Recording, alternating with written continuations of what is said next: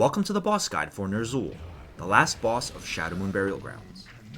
On paper, this is quite a simple boss, and you probably won't have noticed the complexities under the surface. We'll talk about what this fight looks like at the higher level, and what players do to manipulate the boss's mechanics.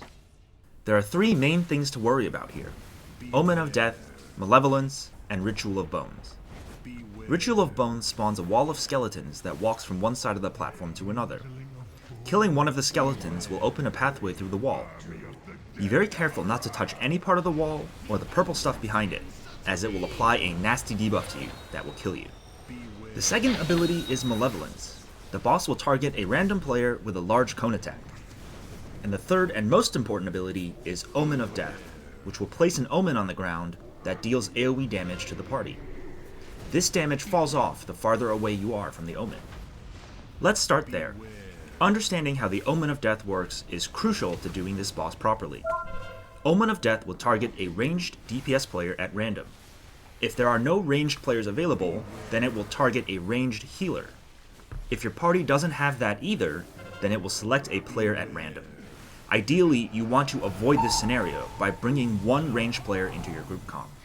However, be aware that having multiple ranged can make this fight more difficult, as the group will never know which of the ranged players will be targeted.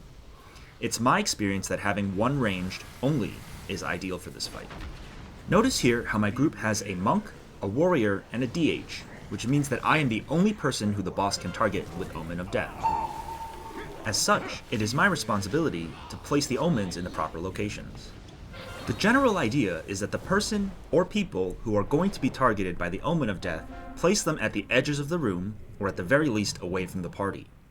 If this group had two ranged DPS, for example, they both would need to stand away from the boss, but also away from each other so as not to drop omens on top of each other. A difficult moment in this fight occurs at this point, when the Ritual of Bones spawns at the same time that the omens are still active. Notice how I've placed these two omens on the side of the room here, perpendicular to where the wall is coming from. We'll talk about this in a second, but the wall always spawns on one axis. Ideally, the party would be on the other side of the room killing a skeleton on that side, but we decided to just kill the closest one, taking a little bit more damage in doing so because we're closer to the omens on the right side of the room here. Let's take a closer look at what just happened. I was targeted by Malevolence in a position that I was unable to escape from. I'm lucky to survive with Ghost Wolf and Astral Shift here. The best place for the tank to put the boss here is actually in one of these two locations. Having the boss directly in the center of the room as the wall goes by is actually incorrect, as this can place the Omen Baiter into an impossible situation like we just saw. I'm trying to hang back from the party, as I know that an Omen drops after this Malevolence, but I'm unlucky in being targeted by Malevolence as well. Tanking the boss farther up means I'd be able to outrange the conal attack. Tanking the boss closer to where I just came from means I should be able to run through earlier and place Omen on the other side of the party. This is the highest stress moment of the fight. After this, it's back to phase 1 and back to baiting the omens. Watch here as I'm predicting the next omen cast to arrive in a few seconds, and so I inch closer to the previous omen to place them closer together. As always, be very careful not to stand in the center of the omen when it drops on your head. It will deal massive damage to you, so keep moving. It's a good idea for a couple players to stand off to the sides during this phase, especially if they're ranged, to bait the Malevolence away from the center of the room. Let's see if we do this Malevolence Omen combo any cleaner this time. Notice how the tank drags the boss closer to the edge of the room here, enabling me to run through.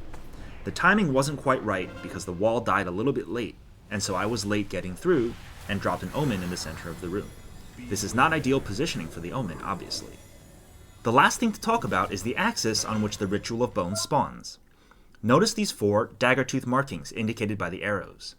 If you imagine a line cutting through the center of this ritual circle where there are no daggers, that is the axis parallel to which the Ritual of Bones spawns.